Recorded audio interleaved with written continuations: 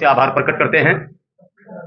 आप लोगों के संज्ञान में है, लगातार 1 महीने से All India United Muslim Morcha, Centre for Peace, Zakat Bhawan, इन तीनों के ज्वाइंट संयुक्त बैनर तले बिहार के कोने कोने में एक अभियान चलाया गया है और उस अभियान के केंद्र में 20 अप्रैल जो आने वाला है, 20 अप्रैल को पटना के बापू सभागार गांधी मैदान के नजदीक मिल्लत बचाओ मुल्क बचाओ के नाम से एक कॉन्फ्रेंस आयोजित किया गया है। दरअसल मिल्लत बचाओ मुल्क बचाओ के नाम से जो आयोजित कॉन्फ्रेंस है, उसका उद्देश्य जो है उसको बताने के लिए आप लोगों को हमने कष्ट दिया है और आप लोगों से विनती है कि उस उद्देश्य को आम जनों तक पहुंचाने की कृपा करेंगे।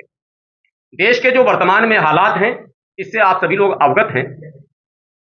तमाम पॉलिटिकल पार्टियां लगातार धार्मिक मुद्दों को प्राथमिकता के आधार पर ले रही हैं। सारे टीवी चैनलों में जितने डिबेट हो रहे हैं, अखबार में जो सुर्खियां लग रही हैं और चौक चौराहों पर जो बहसें हो रही हैं, वो सिर्फ और सिर्फ धार्मिक होने लग गई है। अब अगर सांप्रदायिक राजनीति इस तेजी के साथ बढ़ता रहेगा, कॉमनल पॉलिटिक्स अगर ऐसे ही होता रहेगा, तो देश की जो असल समस्याएं हैं, जो सबकी समस्याएं हैं, उस पर चर्चा कब और कैसे होगा, ये एक बड़ा प्रश्न है। आखिर उस पर चर्चा कैसे होगा? ये वक्त ही नहीं दिया जा रहा है कि लोग रोजी पर, रोटी पर, पढ़ाई पर, लिखाई पर, दवाई पर, कमाई पर, सड़क पर, बिजली पर, रोजगार पर, बाढ़ पर, सुखाड़ पर, किसानों की समस्याओं पर और इस तरह की वो युवाओं की समस्याओं पर, छात्रों की समस्याओं पर कब बहस शुरू होगी? लेकिन इसमें अकेले कोई एक सिंगल पॉलिटिकल पार्टी जिम्मेदार नहीं है, बल्कि समाज का एक तबका भी जिम्मेदार है, जो इन्हीं मुद्दों पर लगातार अब तक वोट करता चला आया। देश में कई वर्ग के लोग रहते हैं, कई सेक्शन हैं।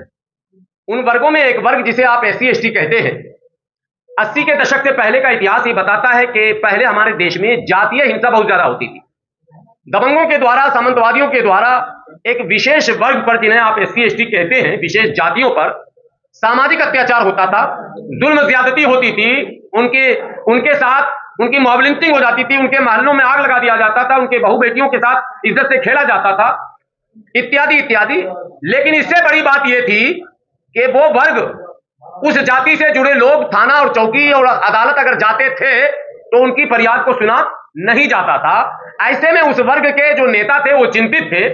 IPC की वो तमाम धाराएं जो अपराध को कंट्रोल करने के लिए बनाई गई थी, उनके रहते हुए भी उन पर अत्याचार रोका नहीं जा रहा था। ऐसे में उन वर्ग के नेताओं ने मुनासिब समझा कि अपने इस दबे कुचले समाज के सामाजिक सुरक्षा के लिए हमें एक विशेष कानून की आवश्यकता है, जरूरत है।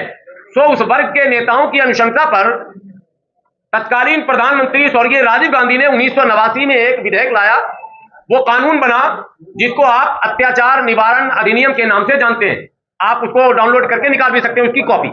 प्रिवेंशन ऑफ एट्रोसिटी एक्ट 1989 जो ये कानून बनाया गया, इस कानून के प्रभावी रूप से लागू होते ही आप आंकड़ा निकालकर देखें, डेटा देखें, उन जातियों पर, जाति के नाम पर जो अत्याचार हुआ करता था, उसमें कमी आने लगी। दबंगों में एक भय हुआ, नॉन अवेलेबल सेक्शन है, उनके लिए अलग से थाने का इंतजाम किया गया। हर जिला में आप लोगों के संज्ञान में है, अनुसूचित जाति जनजाति के लिए अलग से थाने हैं। और समाज में एक मैसेज गया कि अगर इन पर हाथ उठाओगे तो फिर तुम्हें जमानत नहीं मिलेगी, और इनके सुनने के लिए स्पेशल अफसरों को भी बैठा दिया गया। आप भली भांति जानते हैं, पिछले 1-2 दशक से लगातार जो स्थितियां उस समय उधर थी, यानी जातीय आधार होता था, वो अब धर्म का रूप ले लिया। अब वो अल्पसंख्यक के साथ, विशेषकर माइनॉरिटी में मुस्लिम, ईसाई, ये टारगेट पर है। लेकिन राजनीति के केंद्र में मुस्लिम, यानी जो भी लोग धर्म की राजनीति करना चाहते हैं, वो उस राजनीति के केंद्र में मुसलमान को रख रहे हैं।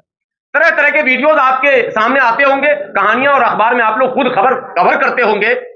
छेड़खानियां, प्रोवोक करना, वो नारे जिससे उत्तेजना पैदा हो, धार्मिक नारे, मस्जिदों को छेड़ना, कब्रिस्तानों को छेड़ना, नकाब को छेड़ना, टोपी को छेड़ना, दाढ़ी को छेड़ना, यानी धर्म को निशाने पर रखा जा रहा है और उसी पर राजनीति की जा रही है। अब ऐसे में यह वर्ग महसूस कर रहा है कि IPC की तमाम धाराएं जो अपराध को रोकने के लिए बनाई गई, और अब नए में जो BNS आप कह रहे हैं, ये काफी नहीं है कि अल्पसंख्यकों को सुरक्षित समझा जाए।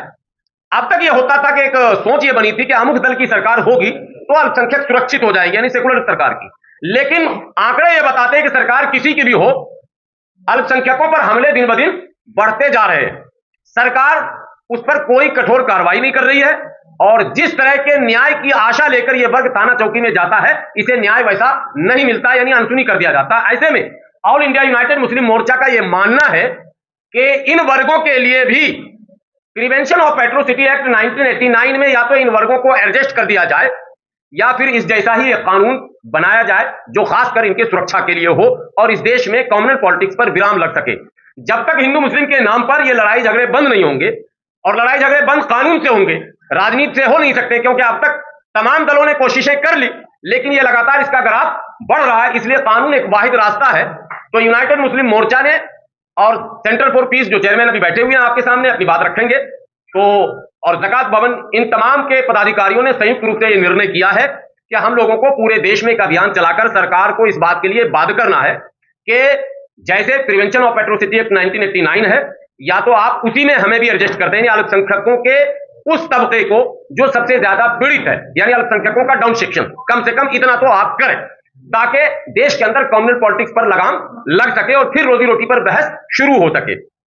और साथ ही साथ सत्ता के संभावित जो दावेदार हैं, जिन्हें आप विपक्ष कहते हैं, हम लोगों ने विपक्ष तक भी इस मुद्दे को पहुंचाने का पूरा प्रयास किया है और इस कार्यक्रम के माध्यम से जो 20 अप्रैल को कर रहे हैं वो करेंगे कि आप भी सत्ता के संभावित दावे। तमाम बातें मुंह खोल कर रख दी है और बहुत ज्यादा बोलने की जरूरत बातें नहीं रही। तब भी मैं दो बातें बस आपके सामने रख देता हूँ।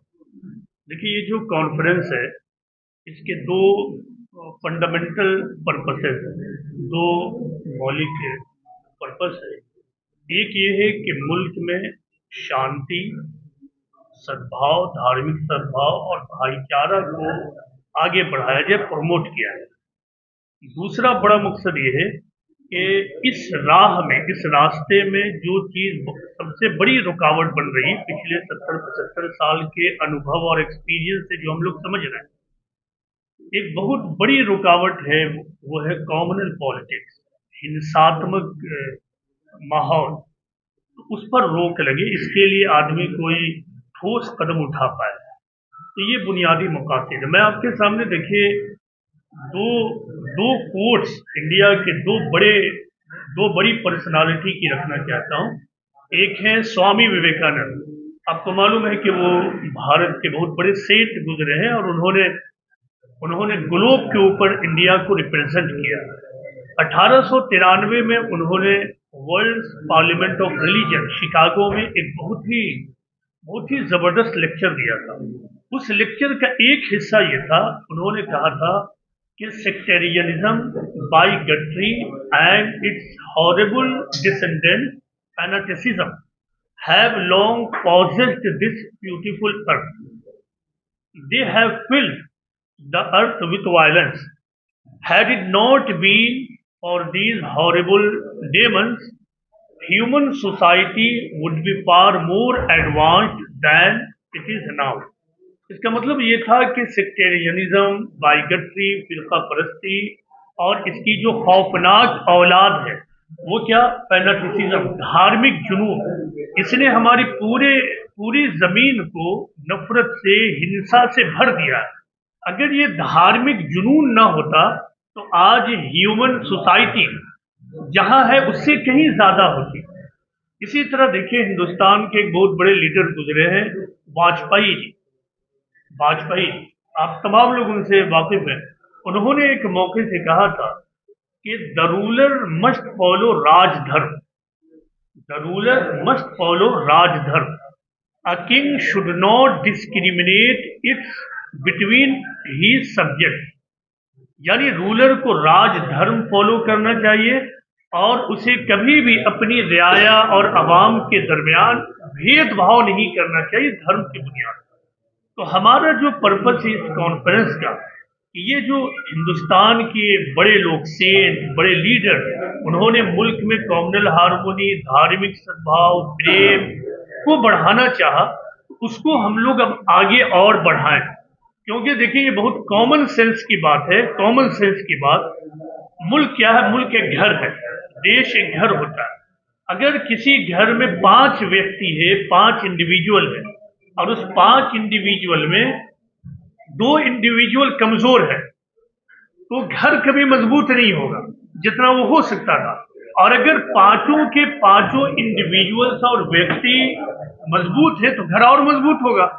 इसी तरह मुल्क में जितने, हमारा मुल्क क्या है, हमारा एक मुल्क एक गुलशन है, एक गार्डन है, एक ब्यूटीफुल गार्डन है। ऐसा गार्डन पूरी दुनिया में मौजूद नहीं। यहाँ हिंदू भी है, सिख भी है, ईसाई भी, सभी धर्म के मानने वाले, एथीस्ट भी हैं जो किसी भी धर्म को नहीं मानते, ईश्वर को नहीं मानते, सब लोग यहाँ रहते हैं। ऐसी हालत में कोई एक भी अगर कमजोर पड़ जाए तो इसका सीधा प्रभाव मुल्क पर पड़ेगा। अगर यहाँ के व्यक्ति ताकतवर होते हैं तो मुल्क ताकतवर होगा। देखिए, एक बात याद रखिए कि हमारा मुल्क भारत में सुपर पावर बनने की तमाम विशेषताएं और गुण मौजूद हैं। इस रास्ते में अगर कोई चीज रुकावट और ऑब्स्टेकल है, बाधा है, तो वो है कॉम्युनल पॉलिटिक्स, नफरत का माहौल और हिंसात्मक माहौल। अगर हम इसको रोकने में, कम करने में कामयाब हो गए तो यही इस मुल्क की तकदीर को बदल देगा। तो एक काम हमारा, एक मकसद ये है, और दूसरा मकसद जैसा कि हमारे साथी गुलाम सरवर साहब ने एक्सप्लेन कर दिया कि आज से पहले दलित भी बहुत ज्यादा हिंसा और अत्याचार के शिकार होते थे, लेकिन 1989 में जब एट्रोसिटीज एक्ट बन गया तो फिर उसके बाद उन पर होने वाले हिंसात्मक कार्रवाई में बहुत ज्यादा कमी आ गई। इसी तरह बहुत सारे कानून यहाँ मौजूद ऑलरेडी हैं जिसके जरिया हिंसा फसाद को रोका जाए। बहुत सारी पॉलिटिकल पार्टीज मौखिक रूप से भी कहती है कि हम इनको प्रोटेक्ट करेंगे, हम उनको प्रोटेक्ट करेंगे, लेकिन 70 साल का एक्सपीरियंस ये बताता है कि मौखिक अनाउंसमेंट से अब तक कोई तब्दीली नहीं हुई।